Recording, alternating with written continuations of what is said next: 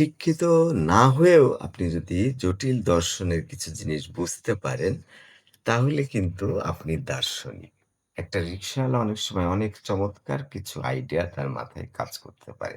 তার মধ্যে একটা পরিমাণ দর্শন আছে। তাই বলছি শিক্ষিত না হয়েও তার মানে সক্রেটিস শিক্ষিত ছিলেন না। শিক্ষিত না হয়েও দার্শনিকের লেখা যেজন বুঝতে পারে সে একটা মাত্রার দার্শনিক বটে।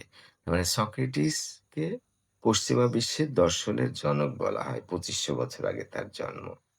সে লেখাপড়া করেনি, স্কুল কলেজ যায়নি, টিচারের কাছে যায়নি। কিন্তু সে বরং দর্শন তৈরি করতে পারছে। সে বরং মহাদর্শনের কথা সে লিখতে পারছেন।